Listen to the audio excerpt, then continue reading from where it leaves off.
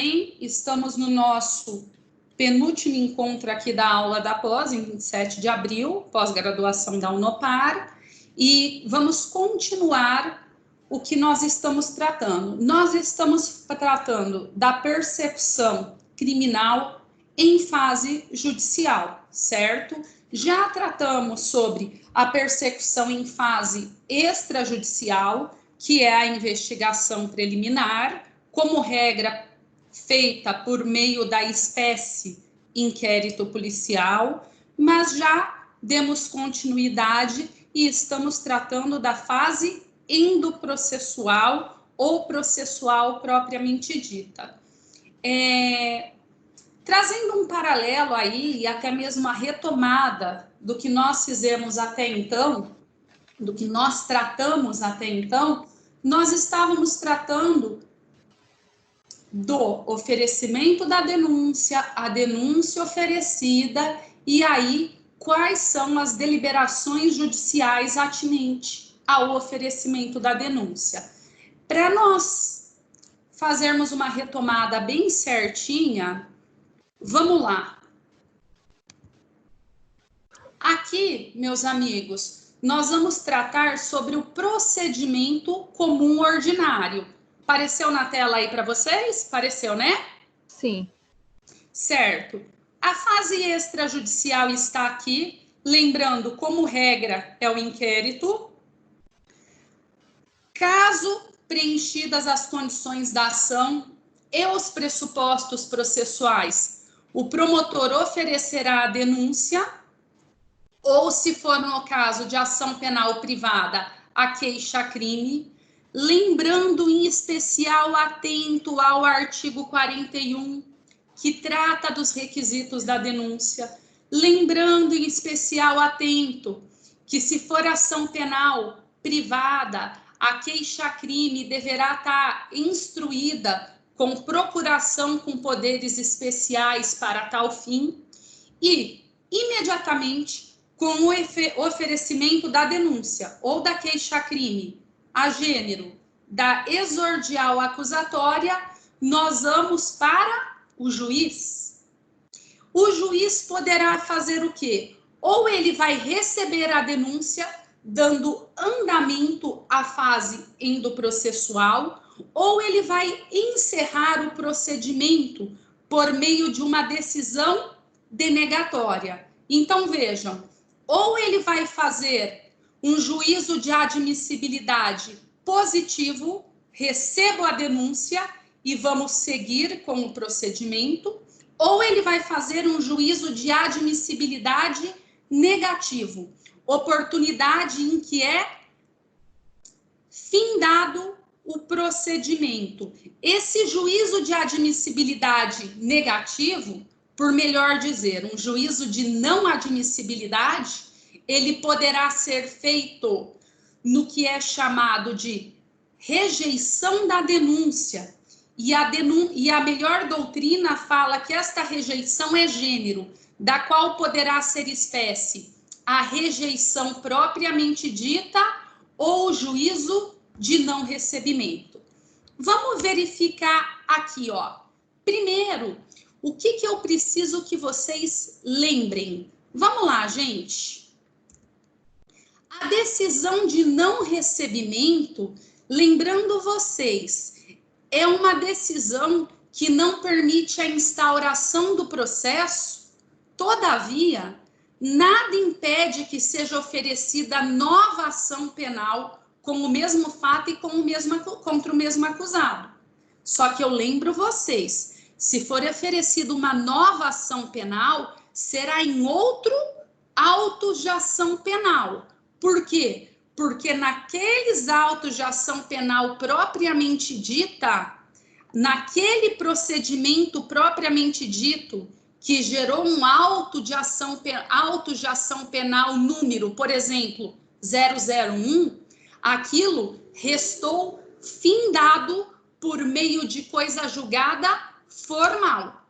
Não se pode, então, continuar aquele procedimento. Ele chegou ao fim, só que meramente por meio de coisa julgada formal. nada impede que, por exemplo, corrigido a uma inépcia formal da denúncia, satisfeito uma inépcia material da denúncia, preenchido uma condição de ação até então faltante, seja iniciado um novo procedimento por meio de uma nova ação penal pelo mesmo fato contra o mesmo acusado, certo? Então, o não recebimento gera coisa julgada meramente formal.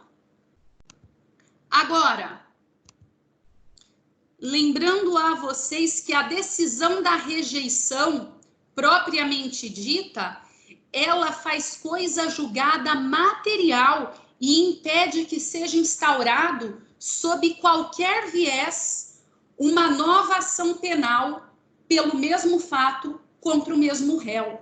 Ou seja, coisa julgada material. Não poderá jamais haver um novo procedimento pelos mesmos fatos e contra o mesmo réu. Por quê? Porque transitou em julgado materialmente. Isso é tudo revisão, né? Vamos lá, vamos lembrar. Olhem, as hipóteses da rejeição da denúncia estão no 395. Se ela for inepta, nos termos do artigo 41, faltar pressuposto processual ou condição para o exercício da ação penal, faltar justa causa. O que eu preciso que vocês olhem?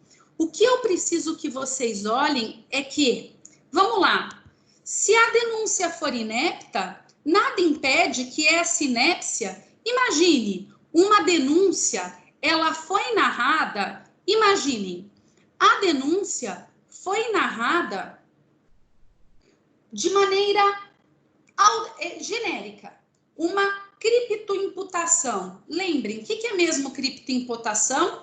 É aquela que não trouxe os fatos de maneira circunstanciada, no modo de execução, na conduta humana. Ela simplesmente faz alusão ao tipo penal. Ah, fulano matou cicrano. Não trouxe exatamente como matou, como a conduta, o verbo nuclear foi praticado. Nesse caso, nós estamos diante de uma decisão de não recebimento. Nada impede que esta denúncia não seja aceita, haja um juízo de admissibilidade negativo, mas, sob o viés da melhor doutrina, esta rejeição em espécie é não recebimento. Por quê? Porque não há qualquer óbice que o promotor ofereça uma nova denúncia contra o mesmo réu e pelo mesmo fato, desde que corrija o seu equívoco. Logo, ela faz coisa julgada formal. Em contrassenso, agora, imaginem vocês uma outra hipótese. Imaginem vocês que nós estamos tratando de uma denúncia oferecida no caso de ameaça. Só que, a hora que se observa, a ameaça é uma ação penal pública condicionada à representação. Vejam, nós temos no delito de ameaça uma condição de procedibilidade, uma condição específica da ação penal que veio trazida de maneira expressa para o delito previsto no artigo 147 do Código Penal, delito de ameaça, que é a representação do ofendido. Mas imaginem que naquele caso concreto, a representação foi oferecida fora do prazo decadencial. Fora do prazo decadencial. Neste sentido, nós vamos ter um juízo de admissibilidade negativo, só que é uma rejeição propriamente dita, que faz coisa julgada material. Não será mais possível que seja oferecida outra denúncia em face do mesmo acusado pelo mesmo fato. Por quê? Porque nesse sentido, a decadência ali verificada faz coisa julgada material. É assim, gente, que a melhor doutrina fala sobre o juízo de admissibilidade. Esse juízo de admissibilidade negativo é tratado como gênero rejeição, mas a rejeição poderá ser um não recebimento, que faz coisa julgada formal, ou até mesmo uma rejeição propriamente dita, que faz coisa julgada material. Em sentido técnico, é assim que a doutrina se manifesta. Tudo bem? Aprofundando o assunto agora, eu quero trazer com vocês aqui. Importante saber que esse juízo de admissibilidade que a gente viu até agora, negativo, mas que também poderá ser positivo, vejam, é muito importante nós termos em mente que ele se refere única e exclusivamente sob viés processual. Até agora, nesse primeiro momento em que a juíza oferecida bate direto lá para o juiz, porque é isso, a denúncia ou a queixa, ela vai direto para o juiz. O juiz olhará única e exclusivamente aspectos eminentemente processual. Até agora, ele não se manifestou sobre o mérito. Tudo bem? O mérito vai ser olhado num segundo momento, posteriormente o réu ser chamado para o processo. Até agora, cabe ao juiz fazer uma análise eminentemente processual. E vamos continuar. Eu quero trazer para vocês agora... Eita, peraí que eu tô... Vamos lá. Agora, eu quero trazer com vocês casos práticos, certo? Casos práticos. Vejam, se vocês forem ver, até então, eu não falei muito da doutrina do NUT. Até então, as minhas aulas, eu fiz mais de acordo com outros doutrinadores. Mas esses casos práticos, eu vou falar para vocês que eu faço referência à doutrina do Guilherme de Souza NUT, porque, na minha concepção, é uma das mais completas ao elucidar situações práticas sobre o tema, tá? Então, já faço aí a minha bibliografia. Por quê? Porque analisando diversos processos na prática, eu verifico que quem trata o assunto de maneira mais completa é o NUT. Vamos lá, vamos então ver aqui rapidinho. Primeiro, eu quero trazer para vocês um detalhe. A denúncia ou a queixa-crime, em suma,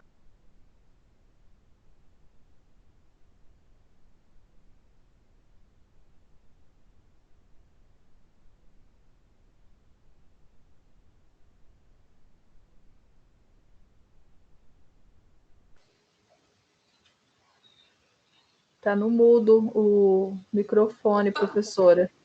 É que ele vai. Voltou? Voltou. Tá, peraí, deixa eu voltar a ver vocês aqui. Pronto. Vamos lá. A narrativa fática trazida na denúncia, em que pese ela deve ser feita de maneira circunstanciada, ela é concisa. Por quê? Porque ela deve narrar os fatos imputados ao réu e nada mais. Em que pese ela seja a petição inicial da ação penal, não se coincide com a petição inicial do processo civil. Aqui, o que nós temos é a narrativa dos fatos, com todas as suas circunstâncias, mas sem trazer doutrina, sem trazer jurisprudência e sem trazer qualquer juízo de valor. O entendimento é que ela deve ser extremamente concisa, ou seja, narrar os fatos imputados em todas as suas circunstâncias, óbvio, respeitando o artigo 41 e nada mais. Não se faz valorações ou então até mesmo Convicções é a narrativa dos fatos, sob pena de gerar um prejuízo da defesa do acusado. Até porque não podemos deixar de lembrar que o princípio da ampla defesa é composto por defesa técnica e defesa pessoal. Se você fizer uma petição inicial, que é a exordial, a denúncia ou a queixa-crime, com juízos de valores ou até mesmo com convicções, o que nós vamos ter? Um prejuízo à defesa pessoal, porque o acusado não ali conseguirá por si só se defender, ele ficará extremamente confuso. Portanto, o entendimento é a exordial acusatória, diferentemente do processo civil, no processo penal, é extremamente concisa. É uma narrativa fática e nada mais. Tá bom, professora, mas e se não o for? Eu já peguei uma denúncia que era uma verdadeira alegação final. Vejam, no processo penal, o momento em de se analisar prova, de se fazer juízes de valores, de colocar convicções, citar doutrinas e jurisprudências, e na jurisprudência invocar precedentes, é na alegação final, certo? Nunca na exordial. Tá bom, mas e se for uma verdadeira alegação final? Neste sentido, o juiz deverá rejeitar a denúncia. Por quê? Porque ela é inepta. Artigo 395, inciso 1. Rejeição da denúncia. Só para lembrar, é uma rejeição, mas na espécie de não recebimento. Nada impede que, corrigido o equívoco, seja novamente ofertado. Tudo bem? O mais engraçado é que eu verifiquei esse caso de São Paulo, em que eu peguei uma denúncia totalmente descabida, e eram 5 réus. Só eu falei que ela deveria ser rejeitada, em sentido técnico, não recebida. E colou, viu, gente? Então, não se esqueçam. Às vezes, no processo penal, as pessoas têm mania de fazer a primeira defesa muito curtinha, só que não esqueçam de analisar aquilo que deve ser analisado. Leia a denúncia. Leia a denúncia. Verifique os requisitos do artigo 41, sim, mas não esqueçam de verificar estas hipóteses concretas que eu estou passando para vocês. Outra hipótese: retificação da denúncia ou queixa no seu recebimento. Aqui a pergunta é: pode o juiz, quando receber a denúncia, fazer alguma retificação? Ele pode fazer, a grosso modo, uma emenda da denúncia? Já vimos que não. Já vimos, inclusive, com atenção ao pacote anticrime, já foi visto que nós temos um sistema acusatório em que defesa, acusação e Estado juiz são autônomos, são pessoas distintas, certo? Então, nunca o juiz poderá emendar, a grosso modo, uma denúncia.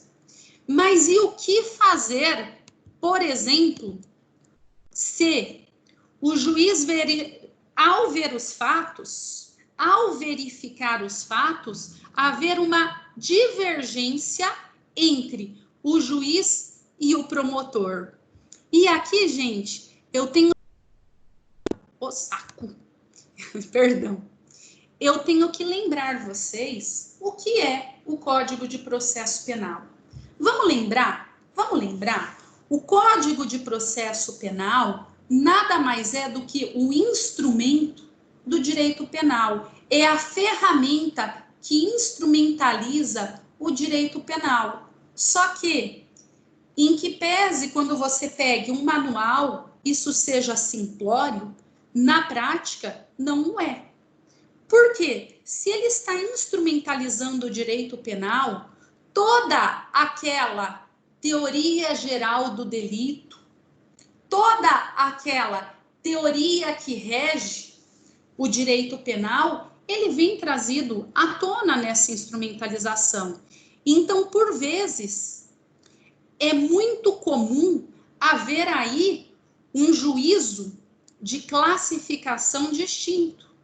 Pode acontecer numa situação fática, olhem, diante da mesma situação fática, é possível que o juiz entenda que é roubo, ao passo que o promotor entenda que é extorsão. Isso pode acontecer. Pode acontecer que naqueles fatos o juiz entenda que é furto qualificado mediante fraude ou por abuso de confiança, ao passo que o promotor entenda que é estelionato. Não se esqueçam que a complexidade do direito penal, ela vem à tona nesse momento. E aí, como que devemos então proceder? Pode o juiz falar: recebo a denúncia por extorsão com base no artigo 158 e não como roubo, como descrito pelo promotor? Professora, qual seria a divergência sobre o assunto? Vamos lá. Pode ser que tenha até mesmo penas distintas. Pode ser, como acontece entre o delito de roubo e extorsão, que em um, o concurso de pessoas é uma mera causa de aumento, ao passo que em outro é uma qualificadora e a pena é bem maior. Então, não se esqueçam que essa mesma... Essa classificação, né, em sentido técnico, essa classificação distinta poderá trazer diversos contornos distintos, tal como até mesmo a pena. E aí? A pergunta é: o juiz pode receber um como o outro? De jeito algum. Nunca o juiz poderá emendar uma denúncia. Se ele entender, na concepção dele, que aquela peça foi mal redigida, dando a entender que seria um crime ao invés de outro, exemplo, roubo e extorsão, o caminho indicado é ele rejeitar, ou melhor, tecnicamente na espécie, ele não receber a exordial acusatória, sob pena de cerceamento de defesa, sob pena de prejudicar como será feito a resistência defensiva, que não por acaso, no artigo 5º, inciso 55 da Constituição, veio trazida de maneira ampla. Portanto, em fatos duvidosos e mal expostos, o juiz deverá fazer um juízo de admissibilidade negativo, não recebendo a denúncia. Tudo bem? E agora, e se a divergência não for quanto à narrativa fática? A narrativa fática está ok. A divergência é que simplesmente, vejam, promotor narrou os fatos certinho. A narrativa dos fatos está certinha. Não foram fatos duvidosos, não foram fatos ambíguos. Daquela narrativa fática dá para entender se é roubo, se é extorsão, se é furto, se é estelionato. Está tranquilo. A dúvida não é na narrativa dos fatos. O que ocorreu é que os fatos foram narrados, exemplo, como roubo. Só que na classificação, e lembrem, a denúncia é obrigada, tendo como requisito a classificação do delito. E está lá. ele narra crime A e classifica como crime B. E aí, o que deverá fazer o juiz? Gente, então, se houver erro na mera classificação, e isto é muito comum, principalmente tratando-se de causas de aumento, por vezes a classificação se pega um modelo e coloca lá um roubo majorado por concurso de agentes, narrado certinho nos fatos, e na classificação coloca roubo simples. É comum um furto qualificado em que está lá mediante rompimento de obstáculo, a qualificadora está narrada certinha, mediante rompimento de obstáculo, qual seja, daí é cortar, por exemplo, aquela cerca elétrica, né? Tá certinha a narrativa fática. O único erro é que na classificação se erra, coloca o inciso errado da qualificadora, coloca um crime distinto. E aí, nesse momento, o juiz não pode retificar a classificação. É vedado.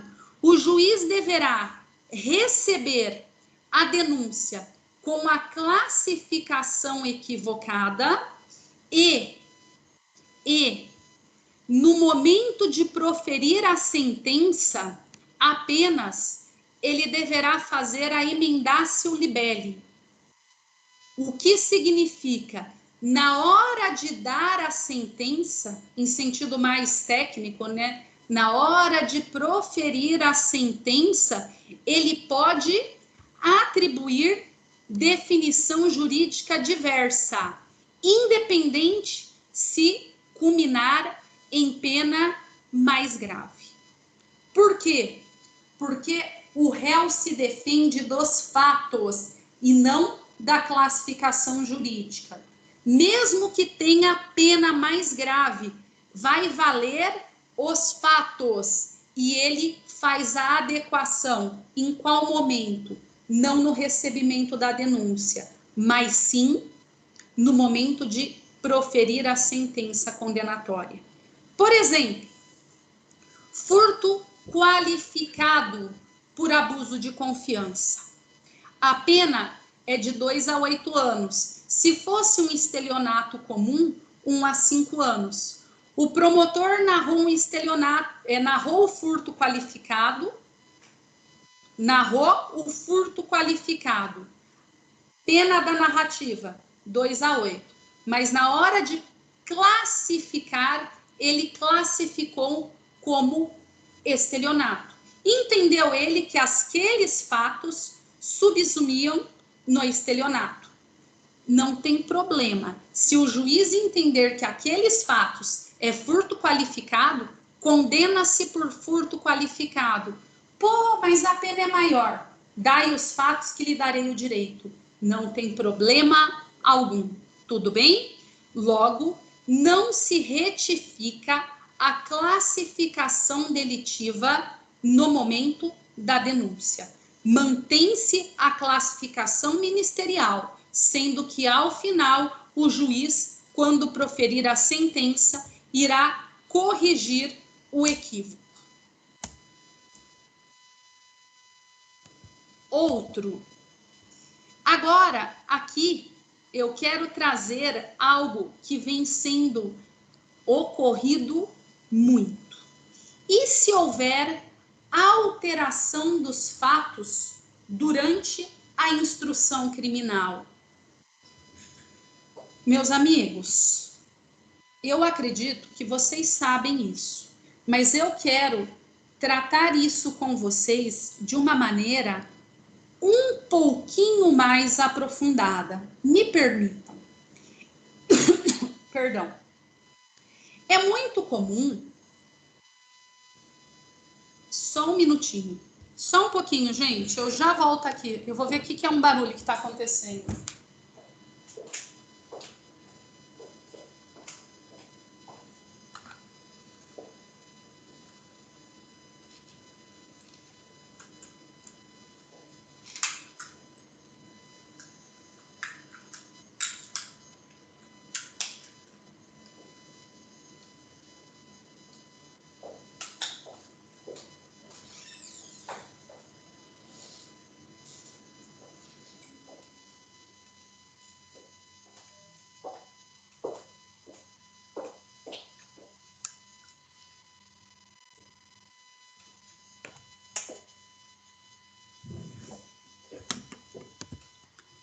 Voltei.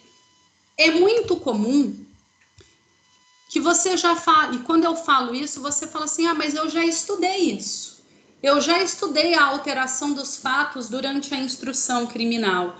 Mas o que eu estou vendo na prática é que hoje a organização do Ministério Público está sendo bem dividida. Por vezes, a gente pega um processo que começa com o promotor fulano e por alguma razão, por distribuição ali das promotorias, ele termina com cicrano. Isso é muito comum, muito comum. E o que nós estamos tendo na prática? Na prática, começa-se uma denúncia pelo crime A. E aí, durante a instrução, há necessidade, porque surgiram provas novas, novos elementos, de se alterar os fatos. Não tem problema nenhum. Nesse momento, deverá ser feito o Instituto da Mutatio Libelli. Se encerrada a instrução, entender nova definição jurídica do fato, ou seja, eu friso, aqui o que mudou foi a narrativa fática, houve alteração dos fatos. Exemplo, iniciou-se um roubo comum e durante a instrução criminal descobriu-se uma arma de fogo. Logo, vai ter que alterar os fatos a uma majorante. Nesse momento, não tem problema algum. O Ministério Público faz o aditamento da denúncia e aí dá oportunidade para que a defesa responda o aditamento, cada qual podendo arrolar testemunhas para uma nova audiência, se assim quiserem. Pode ser que na prática ambos falem que estão satisfeitos com a audiência e toca o barco no prosseguimento do feito. Só que o que isso tem a ver com a denúncia? Por que eu estou falando isso? Porque o que a gente está vendo na prática é que começa o processo com uma denúncia, aí troca o promotor e do nada, na audiência, o promotor pede o aditamento. E aí? Mas ele pediu o aditamento com base em prova nova? Ou um novo elemento surgido durante a instrução? Não. Ele pediu o aditamento porque ele não concordou com aquela primeira denúncia. Ele entende que aqueles fatos seriam outros. Ele quer, por aqueles fatos do mundo real, denunciar, fazer esse juízo por outro delito. A pergunta é, pode? Obviamente, não. Nesse momento, cabe à defesa se insurgir de maneira veemente, com fundamento de que não se trata de prova nova, não se trata de elemento novo, trata, depois de realizada uma instrução, ele querer alterar a denúncia, ou porque não concordava com ela, ou simplesmente porque viu que o que ele denunciou não ia colar. Galerinha, se a gente pensar isso a grosso modo, nós vamos estar diante, vejam, nós vamos estar diante nada mais, nada menos do que uma alternatividade da denúncia a posteriori. Ora, ele denunciou lá no começo, de maneira certeira, individualizada, concisa, mas durante a instrução ele resolveu mudar. Ele resolveu mudar o teor dos fatos. Nesse momento, o que deve ser feito? Nada, está precluso. A defesa deverá falar que não se trata nada mais, nada menos do que uma alternatividade da denúncia a posteriori, tardia, está preclusa, pedindo a rejeição do aditamento. Tudo bem? Ótimo. Agora, outra hipótese é possível a rejeição da denúncia ou da queixa pelo juiz e que ela seja recebida pelo tribunal? Vamos lá. Imagine que o juiz faz um juízo de admissibilidade negativo. O Ministério Público recorre. E lá em cima, é possível que o tribunal receba ou não? Ou tem que voltar para o juiz para que o juiz faça o recebimento? Aqui, a matéria trazida à mesa é nada mais, nada menos do que a vedada supressão de instância. Neste sentido, é muito importante que seja verificado o real motivo do juízo de admissibilidade negativo. Tem que ser verificado se foi rejeitada por alguma matéria que o juiz nem analisou os fatos postos numa decisão eminentemente processual, ou se ele analisou os fatos. Caso ele tenha analisado os fatos, por exemplo, deixo de receber a denúncia com fundamento no artigo 395 pela ausência de justa causa. Promotor recorreu. Recurso do Ministério Público. O tribunal entende que tem justa causa. Nesse momento, é nada mais do que a reforma da decisão. Logo, esta matéria foi discutida em primeiro grau e foi reformada. Assim, é possível que o tribunal receba. Agora, imaginem vocês que foi uma decisão sem enfrentamento da tese. Por exemplo, o juiz falou: sou incompetente. Lembram? A questão da competência e a questão de verificar se há alguma suspeição, impedimento ou incompatibilidade deve ser feita pelo juiz ex officio, de ofício, independente de provocação, antes de receber a denúncia. Agora, então, vamos imaginar o juiz fala: sou incompetente, e manda embora. Ele não recebe a denúncia.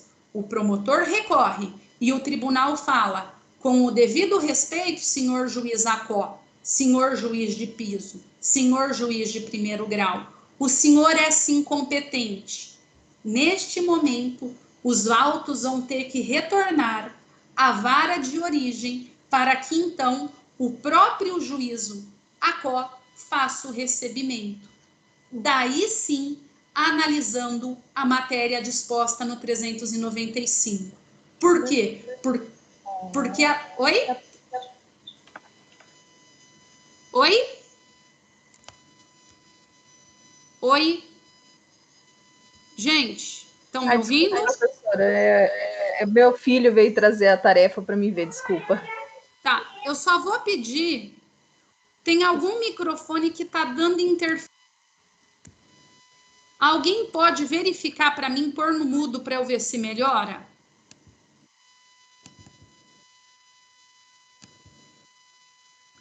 Deixa eu verificar aqui.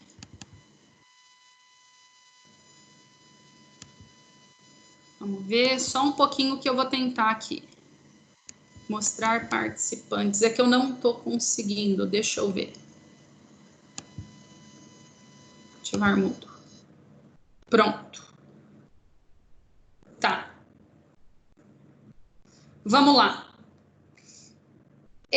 Então, nesse momento, gente, sobre o recebimento da denúncia pelo Tribunal Superior, nós temos que ver a matéria à luz da supressão de instância, analisando se a tese foi ou não apreciada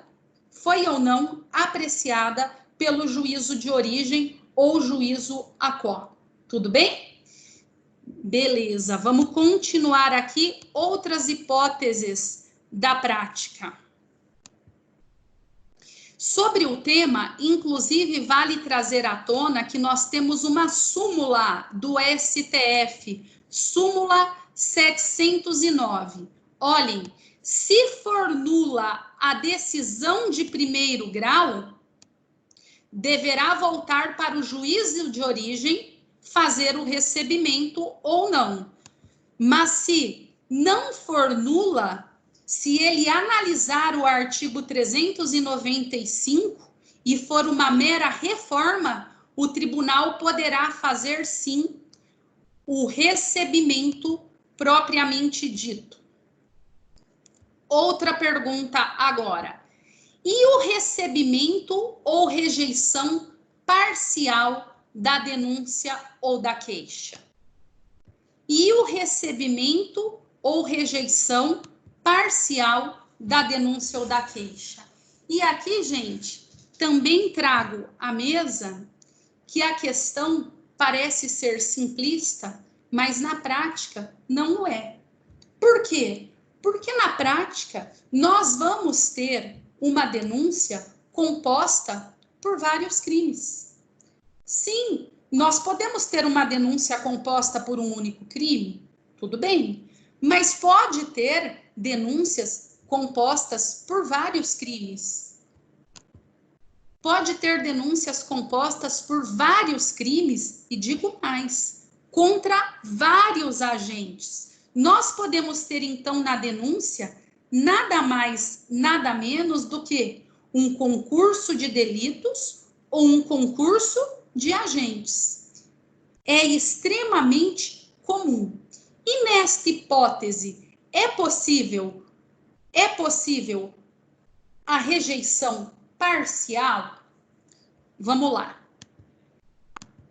Sim, eu quero trazer para vocês, é possível sim esta rejeição ou recebimento parcial, desde que não implique num juízo de antecipação de mérito.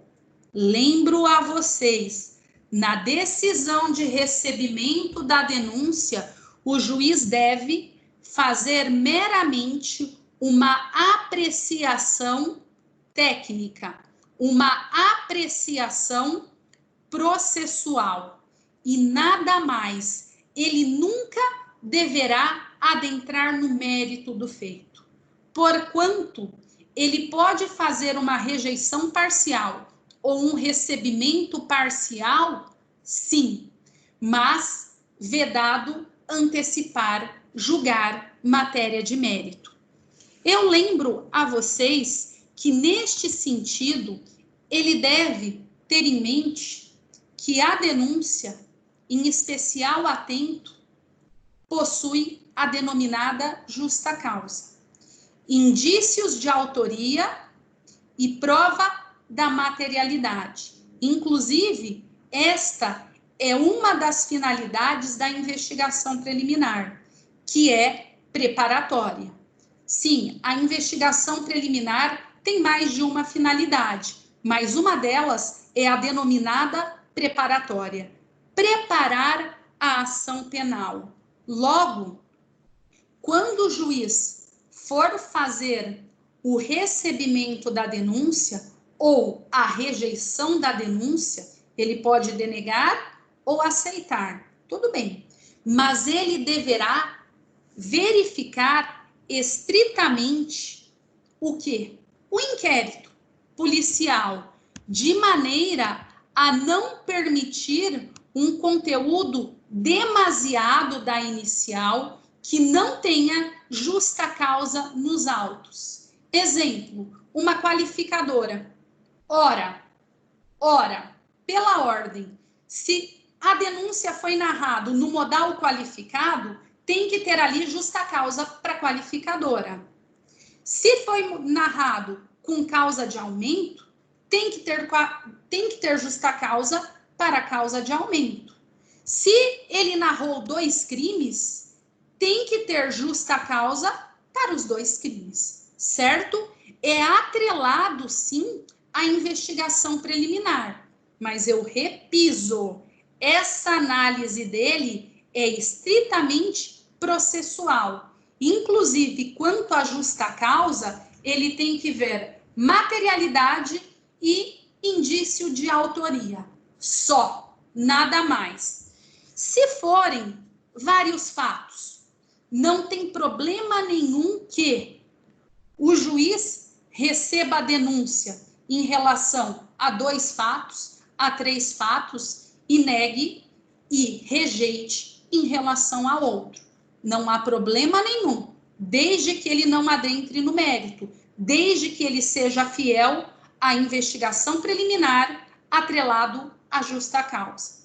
Se forem vários os agentes denunciados, vamos lá, concurso de agentes, não tem problema nenhum que ele receba a denúncia em relação a um agente e rejeite em relação ao outro, sem qualquer problema, desde que não haja antecipação do mérito, desde que ele o faça com base na justa causa. Outra coisa, e tratando-se de um mesmo fato, por exemplo, a denúncia no modal qualificado. Foi narrado um delito qualificado. O juiz pode receber a denúncia pelo delito na modalidade simples, extirpando a qualificadora, denegando, rejeitando a qualificadora, ou, digo mesmo, uma causa de aumento. Ele pode receber a denúncia em relação ao fato na modalidade básica, denegando, rejeitando simplesmente a majorante? Sim, sem problema nenhum. Mas eu repito, tem que ser feito de maneira a observar a justa causa e digo mais, de maneira em que esta denúncia não fique ali em nenhuma destas hipóteses que eu trouxe para vocês, tanto em vários fatos, tanto em vários os agentes, como em relação ao mesmo fato na modalidade derivada, não tem problema nenhum, mas ela vai ter que ser uma peça coerente, lógica. Ora, se ele fazer essa recorte e nesse momento a peça ficar ilógica, ela não for coerente, ela não for, a grosso modo, inteligível, se ele tirar uma qualificadora e não fazer sentido nenhum o resto, se ele tirar um agente delitivo, no caso de concurso, e não fazer sentido nenhum aquela denúncia sem aquele agente, se essa narrativa restar, então, bagunçada, o correto é ele rejeitar e esperar que uma outra seja oferecida de maneira a não trazer prejuízo à resistência defensiva, a qual, pela Constituição Federal, é ampla. Amplitude defensiva, artigo 5º, inciso 55 da Constituição Federal. Vamos lá. Agora eu quero conversar com vocês, meus amigos. Agora, eu vou abrir o microfone de novo e perguntar. Vocês tiveram alguma dúvida nesta parte de rejeição? Porque agora nós vamos adentrar no recebimento e trazer considerações técnicas e práticas do recebimento. Mudando o tema, eu pergunto, restou alguma dúvida? Não. Não? Pra mim, não. Se alguém quiser escrever pelo chat aqui, estamos juntos, estou à disposição, estou olhando o chat. Às vezes a pessoa não gosta de falar, mas quer escrever. Meu, eu não estou conseguindo ter acesso ao chat. Ah, daí eu não entendo. Eu não sei ver teu chat. Tá parecendo que só os membros da equipe podem conversar. Peça ao proprietário da equipe para tornar você um membro. Você foi excluída. Exatamente. Ai, meu anjo, eu não vou saber te ajudar, não, porque eu sou ruim nisso. Mas, enfim, falando aqui comigo. Falando comigo. Ó, o Joseph está por aqui, algumas pessoas. Então, quem conversou foi a Gisele? Sim. Gisele, qualquer coisa você me pergunta, então, pessoalmente, porque eu não entendo. Pode ser? Pode ser, beleza. Então, fechou. Vamos lá. E eu já vi que você não é muito tímida. Não. Graças a Deus. É. Graças a Deus. Então, vamos lá. Vamos continuar. Vamos continuar aqui. Eu vou voltar, fazer do jeitinho para parar. Eu fui lá ver o barulho, gente. Eu tava morrendo de rir. Eu saí lá fora, fui ver de onde estava o barulho, pensei em reclamar na portaria e era dos microfones. Mas vamos lá. Vamos voltar aqui. Tá. Então, vamos falar um pouquinho do recebimento da denúncia. O recebimento da denúncia, ele é o juízo de admissibilidade positivo. Esse juízo de admissibilidade, eu quero conversar com vocês sobre as consequências jurídicas. Primeiro, que todo mundo esquece, o juízo de admissibilidade da denúncia ou da queixa é causa de interrupção da prescrição. Vejam a importância. Interrompe, ou seja, começa uma nova contagem do prazo prescricional do zero. Está no artigo 117, inciso 1. Então, o recebimento da denúncia, óbvio, ele deflagra o início da ação penal. Ele deflagra o início da fase endoprocessual. E tem como primeira consequência interromper a prescrição. A segunda consequência é uma matéria processual. É que se nós estivermos tratando de competência relativa, ele poderá fixar uma competência relativa por prevenção. Então, ele também fixa a competência por prevenção. E, por fim, e não menos importante, ele vai alterar o status do investigado ou do indiciado, ou então da pessoa trazida à baila no processo, que sequer foi investigada ou indiciada, poderia ter outras formas de alicerçar, né? Por outras formas de alicerce de justa causa, a qual não seja uma investigação preliminar, mas vai alterar o status de indiciado, investigado para acusado.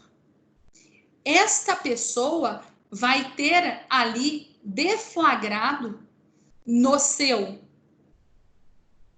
oráculo, que no Paraná é a certidão genérica, né, é a certidão geral dos antecedentes criminais, vai estar lá, denunciado, sim, ou seja, muda o status para acusado. A partir daquele momento, ele tem processo em andamento, certo? Há, sim, processo em andamento. Sabemos que, por mais que o processo em andamento não seja uma condenação, ele pode ter outras consequências jurídicas. Vamos aprofundar. Qual a consequência jurídica de um processo em andamento? Que se dá com o recebimento da denúncia. Por exemplo, artigo 89 da Lei 9.099. Você meramente responder a um processo criminal lhe veda a suspensão condicional do processo como instituto despenalizador em outra ação penal. Peraí, Natália, mas eu não fui condenado. Mas nesta fase vigio indúbio pro societá. Não tem problema nenhum. O artigo 89 da Lei 9.099, que trata do instituto despenalizador, da suspensão condicional do processo, colocou ali que responder outro te nega o direito da benesse, independente de condenação ou não. Primeiro. Segundo, se você está respondendo uma outra ação penal, por exemplo, uma outra ação penal em regime aberto ou semiaberto, e você ser processado pela mera prática de um novo delito, mesmo que você não seja condenado, te dá a imediata regressão cautelar.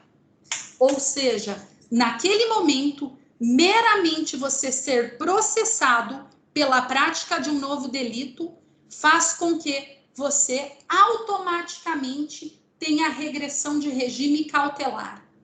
Ao final, se você for absolvido, vai te restituir o regime anterior. Ou seja, então vejam, você ter o recebimento da denúncia te gera o status de acusado. Neste momento, poderá haver outras consequências, tal como negativa de benesses, exemplo, suspensão condicional do processo. Isto já é pacífico, sedimentado nos tribunais superiores e ainda em sede de execução da pena, poderá haver regressão cautelar. Sem ainda adentrarmos no mérito, se também vai vedar o acordo de não persecução penal, que é a matéria da próxima aula. Sem ainda adentrar nesse mérito. Então, veja, o recebimento da denúncia, em que pese a gente brinque na prática, que é feito pelo estagiário do juiz, ou como conversamos na aula passada, por um mero carimbo, ele deflagra não apenas o início da ação penal, o qual seria assim reversível por uma sentença absolutória, mas ele deflagra outras consequências jurídicas que podem ter efeitos irreversíveis. Tudo bem? Ótimo. Agora, relembrando, a título de relembrar a aula passada, exatamente por essas consequências jurídicas, eu quero lembrar que o recebimento da denúncia, ele é uma decisão interlocutória simples. A natureza jurídica é uma decisão interlocutória simples. Por quê? Porque é uma decisão de cunho decisório. Ai, ficou feio, né? Perdão. É um despacho de cunho decisório, o qual pode gerar malefícios e deve ser feito de maneira fundamentada. O posicionamento atual da doutrina e da jurisprudência é que o recebimento deve ser feito de maneira fundamentada, mas de cunho exclusivamente processual e de maneira sucinta. Mostrei para vocês na aula passada um despacho de recebimento da denúncia. Uma vez que presentes as condições da ação, pressupostos processuais e presentes também os demais requisitos do artigo 395, receba a denúncia. Tá aí. O juiz, ele fundamentou. Por quê? Ele analisou o que deve ser analisado. Requisitos de cunho processual. Neste momento, não cabe ao juiz adentrar no mérito. Jamais. Ele não fala é inocente, é culpado. Não. A decisão dele é técnica. Em análise exclusiva ao artigo 395, recebo a denúncia porque é apta, porque presentes das condições das ações e os pressupostos processuais. Não precisa falar nada, nada mais. Tudo bem? Beleza? Sob pena de adentrar no mérito do feito. Aliás, professora, mas e se quiser discutir mérito? E se tiver prova cabal e inequívoca que o cara é inocente? Nesse caso, gente, não vamos esquecer, a análise meritória deverá ser feita aqui, no artigo 397, depois da citação e depois da resposta à acusação. Aqui pode-se discutir uma absolvição meritória. Aqui, no 395, nós estamos diante de decisão eminentemente técnica de processo penal. Tudo bem? Deixa eu perguntar. Quando eu mostro os quadrinhos, vocês conseguem ver a flechinha? Sim. Sim? Então, ó que legal. Aqui, 395 e nada mais. Se quiser discutir mérito, aqui.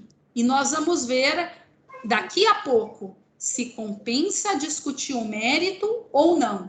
Já já a gente vai discutir. Mas vamos seguindo aqui a ordem.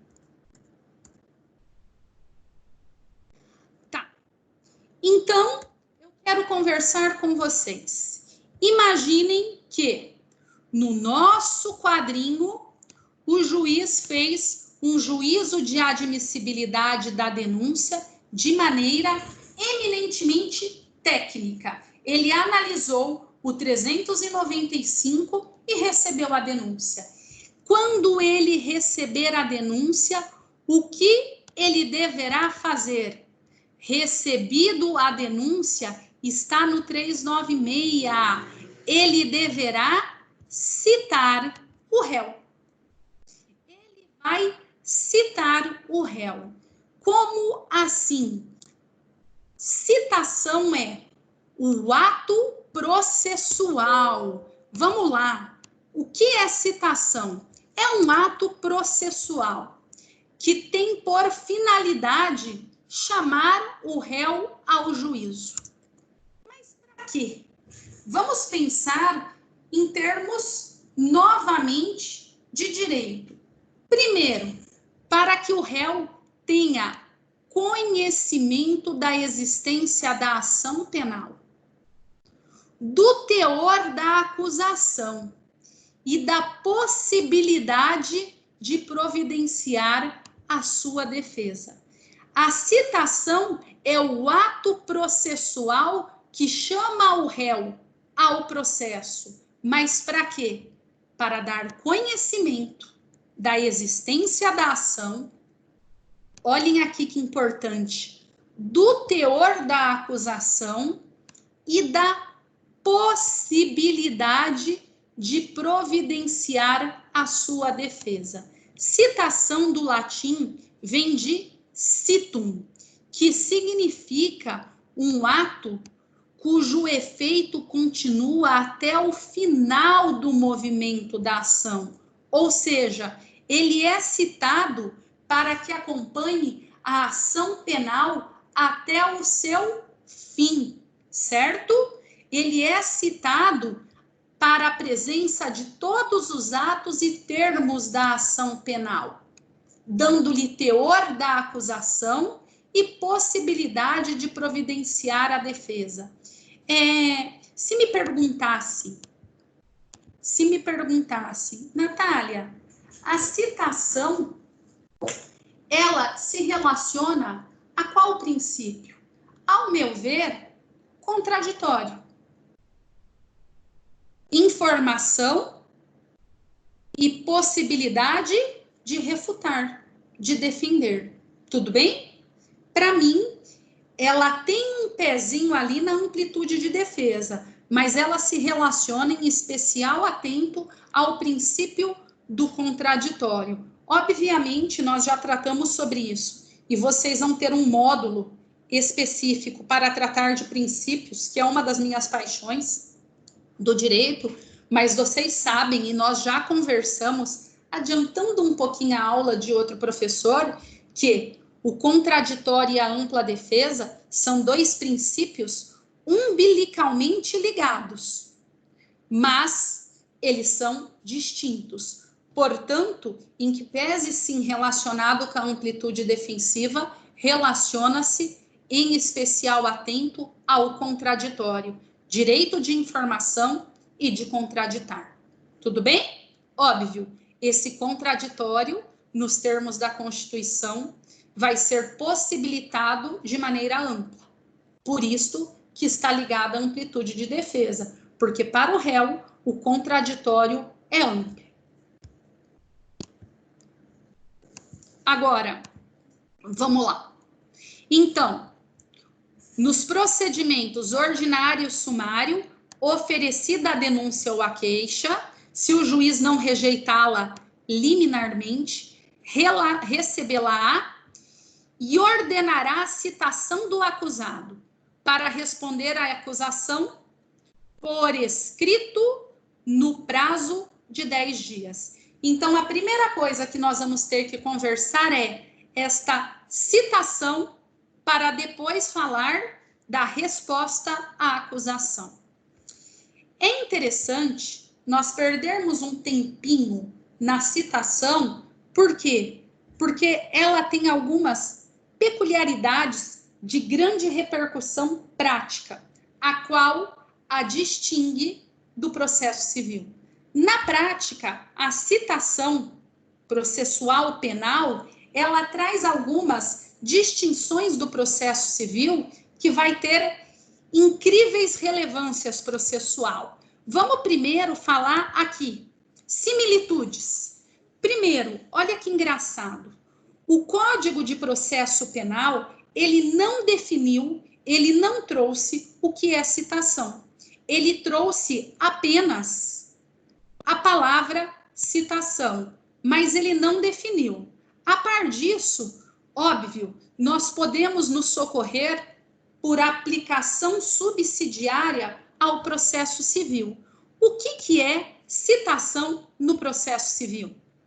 É o ato pelo qual são convocados o réu, o executado, no caso já de uma ação procedente, o executado, no caso de uma ação procedente, ou o terceiro interessado para integrar a relação processual. Se nós fôssemos fazer a utilização do Código de Processo Civil, a gente para aqui. A gente para aqui. Citação é a convocação do réu e nada mais. Não existe citação para a execução. A execução no processo penal, ela não demanda citação. A execução da pena na esfera criminal, ela demanda mera intimação. Não cita para ser executado. Trata-se de mera intimação. Pegaram? Olhem, uma ação penal procedente em que há um juízo de condenação, ela vai ser executada. A execução no processo penal, ela vige em especial pela lei de execução penal. E a lei de execução penal não trouxe a citação para a execução penal. Ela é considerada uma continuidade da ação penal, porque você só processa para ter pena, para ter sanção penal. Portanto, bastante uma mera intimação. E outro, não há citação para terceiro interessado. Inclusive, não há nem terceiro interessado aqui, né? Não se cita terceiro interessado. Aqui, no máximo que se faz é, em determinados casos, ter que se intimar o ofendido de alguma coisa tal como o réu foi solto, o réu foi condenado e nada mais. Mas no processo penal nós não temos aí a citação de terceiro interessado. Ótimo.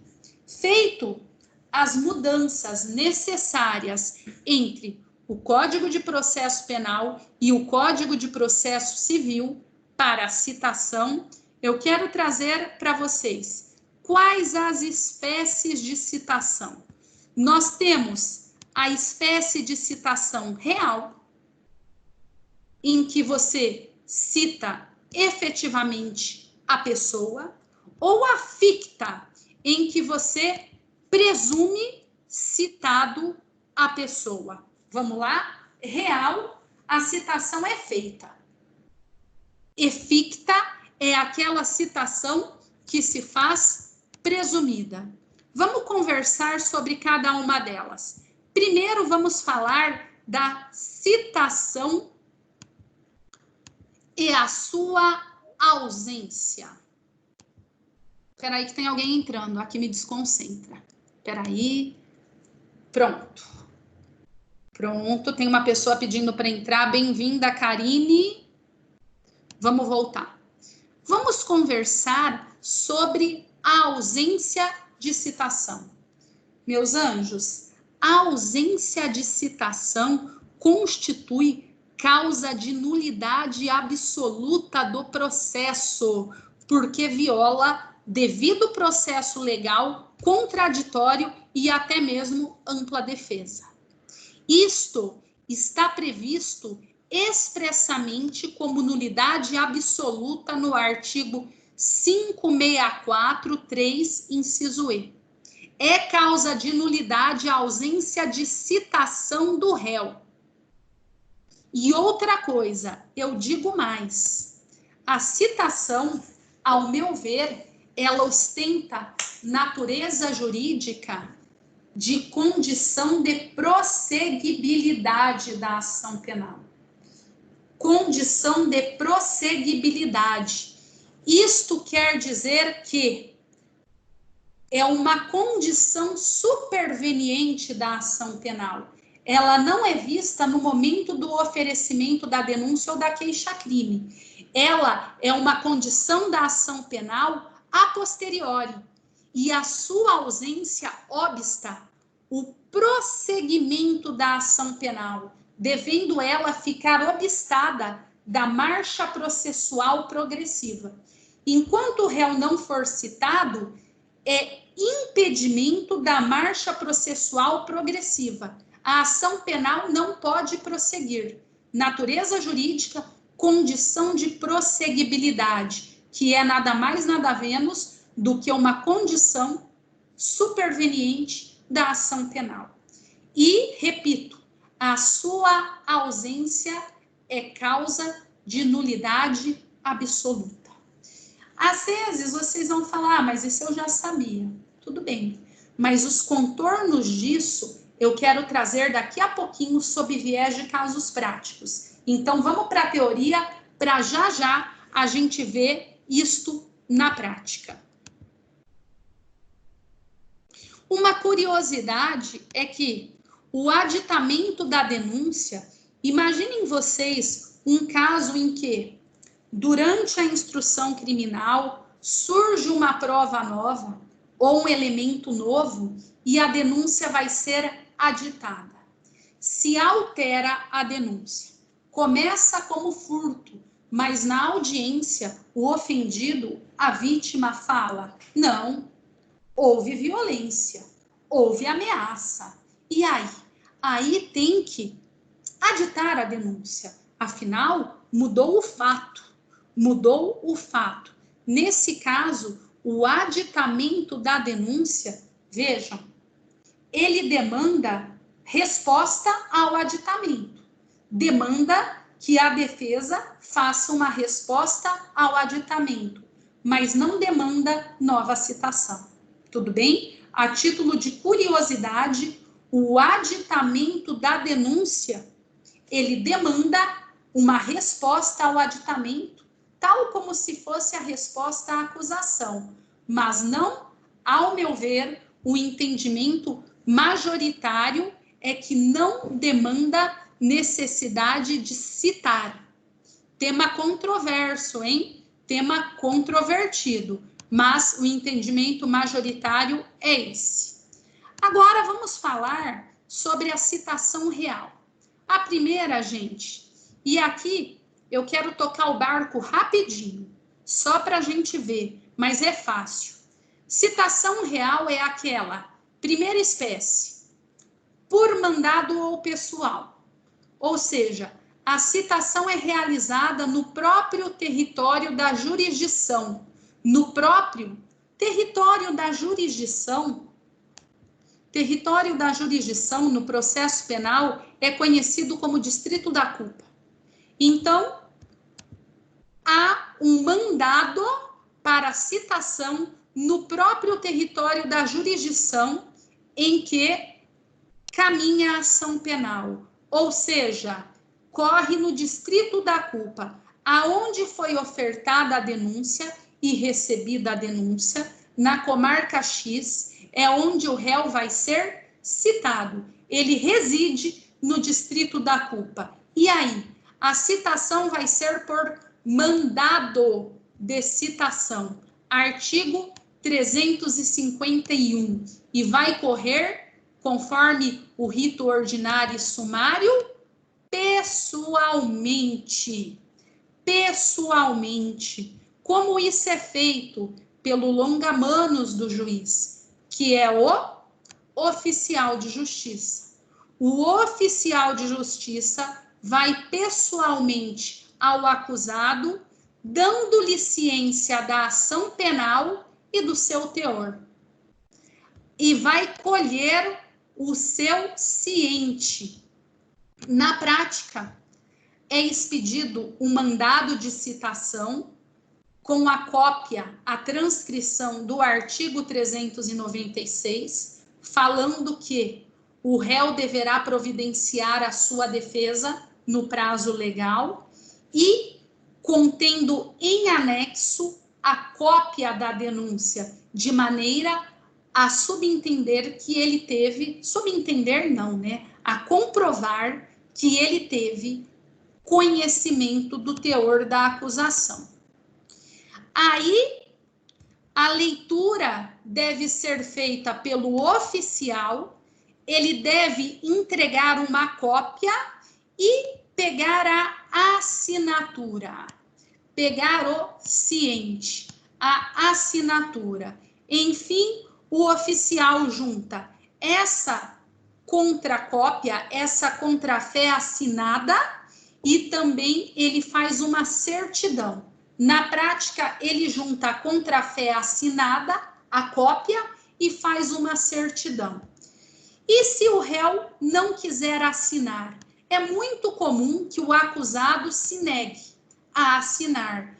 Nesse momento, lembrem, nesse momento, o oficial vai certificar, e ele tem fé pública para certificar que ele encontrou o acusado pessoalmente, o qual negou a assinatura da contrafé. Não tem problema nenhum. Observação. É admitido a citação por intermédio de terceiro? Em regra, não. A citação é ato pessoal. Repito, a citação é ato pessoal. Oportunidade ainda que o oficial de justiça deverá ler a denúncia. Ele deverá cientificar o acusado do teor da acusação. Ô Natália, por que ele deve ler? Gente, vocês já pensaram na prática que pode ser que o oficial vai lá e entregue uma cópia, a pessoa seja simples e não saiba ler? Já vi acontecer. A pessoa não sabe nem ler. E aí, você está sendo citado. Tá aqui. O cara não sabe nem ler, o que ele vai fazer com aquilo? Então, o correto é o oficial entregar a contrafé e dar conhecimento do que se passa. Tudo bem? É isso e que está disposto no código, certo? Ele deverá dar ciência do conteúdo da acusação, fazendo a leitura. Fazendo a leitura. E a citação por intermédio de terceiro? No mesmo sentido. Em regra, não, porque é ato pessoal em que deve pressupor que o acusado entendeu a possibilidade e o que deve fazer para se defender. Portanto, a citação é ato pessoal. Nem mesmo a lei de informatização do processo, que é esta lei aqui, 11.419 de 2016, galerinha, boa leitura essa lei que trata da informatização do processo. Boa leitura, recomendo essa lei. Nem mesmo essa lei autorizou a citação por meio de terceiro. Nós temos exceção? Nós temos exceção? Sim. Exceção de citação que não é pessoal. No caso de réu inimputável, aquele que não tem capacidade de conhecimento, aquele que não tem capacidade de entendimento e determinação. Inimputável nos termos do artigo 26 do Código Penal. O réu não tem capacidade de entender o caráter ilícito, ou seja, elemento intelectivo, ou não tem capacidade de determinação, elemento volitivo. Nos casos da inimputabilidade do artigo 26, se desde o oferecimento da denúncia, já for conhecida a inimputabilidade, óbvio, já for conhecido, porque ninguém tem bola de cristal, deverá ser feita pela pessoa do curador. No caso de comprovada a inimputabilidade, nos termos do artigo 26, a qual versa sobre enfermidade ou debilidade mental, vai ser feita na pessoa do curador. O curador é uma pessoa nomeada pelo juiz para que acompanhe a ação penal em nome do acusado. Por quê? Porque ele não tem capacidade de entendimento e determinação. Logo, exceção. Se for inimputável, nos termos do 26, desde que seja de conhecimento prévio. E aqui eu vou trazer uma observação extremamente controvertida na doutrina e na jurisprudência. Faço questão de repetir. Extremamente controvertida na doutrina e na jurisprudência. É possível a citação pelo patrono, pelo defensor?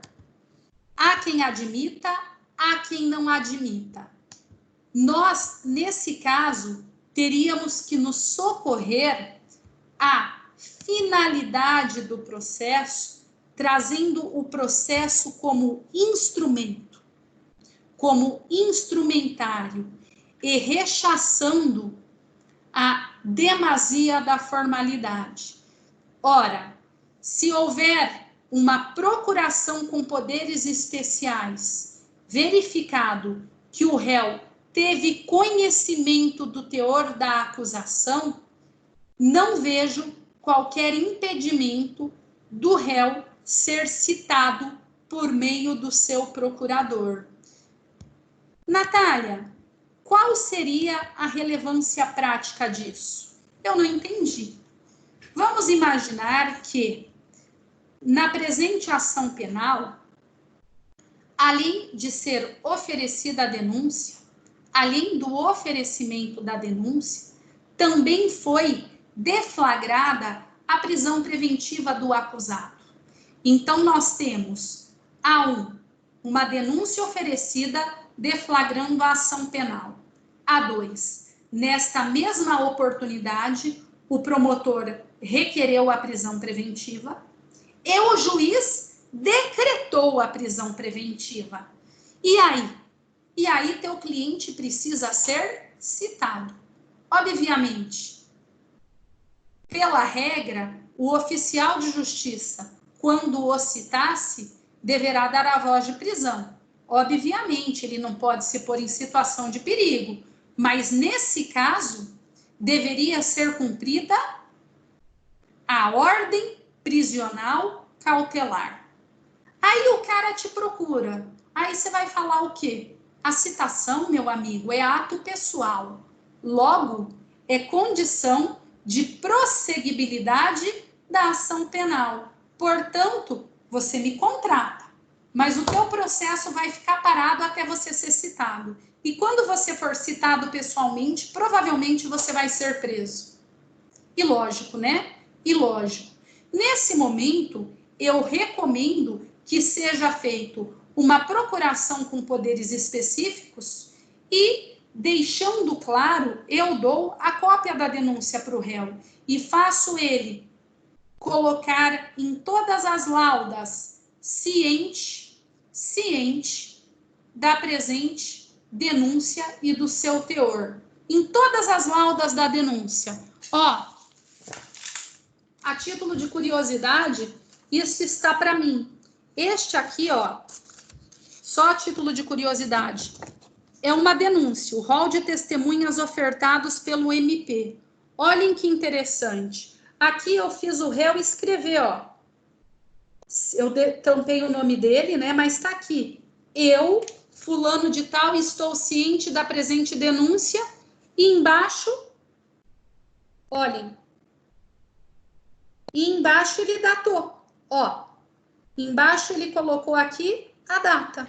Eu faço ele colocar em todas as laudas, ó, a denúncia foi oferecido aqui, ciente, ó, embaixo.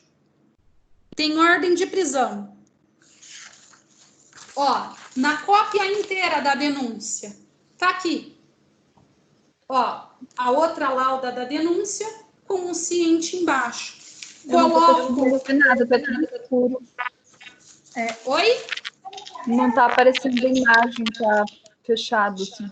Tá só o N na tela. Eita. Normal. Vamos lá. Voltou? Ainda não. Aqui tá normal. Tá normal? Agora não. Aqui tá normal também. Peraí. Voltou, gente? Voltou. Ah, fechou então. De novo. De novo. Olhem, aqui é uma denúncia do promotor. O cara tá foragido.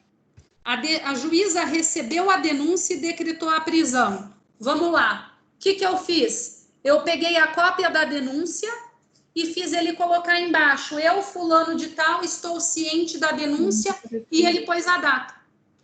Eu faço a pessoa fazer isso em todas as laudas da denúncia e coloco uma procuração com poderes especiais, pedindo para que eu seja considerada... Oi? Não tá aparecendo para mim. Tá, peraí. Mas eu não tô mostrando tá mais normal. nada, eu tô mostrando ela. Normal. Oi? Aqui está Tudo normal. normal aqui. Tá normal? Tá. Tá. Gente, não tem problema. Eu estou falando que simplesmente pela instrumentalidade das formas, em demasia ao excesso de formalidade, afinal o processo penal, ele tem esta instrumentalidade, eu faço a pessoa dar um ciente em todas as cópias da denúncia, em todas as laudas da denúncia, colocando que ele está ciente, eu coloco a data para provar que ele teve ciência do teor da acusação e que a acusação existe. E faço uma procuração com poderes específicos para receber citação. O STJ autoriza.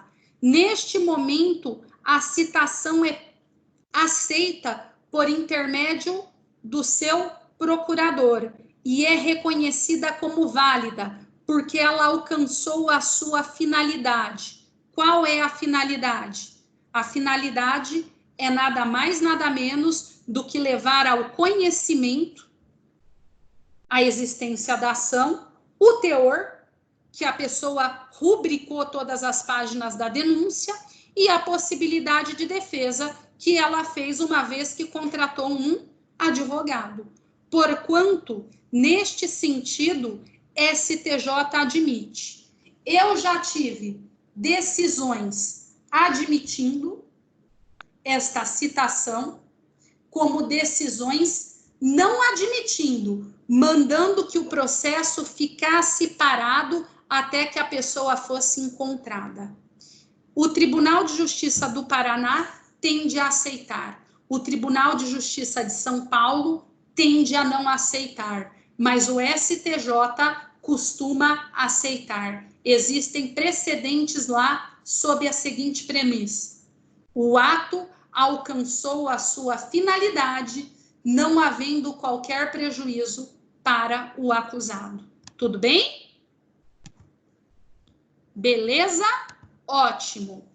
E aí, gente, novamente fazendo alusão ao Código de Processo Civil, nós temos que lembrar que existem outras formas de citação real.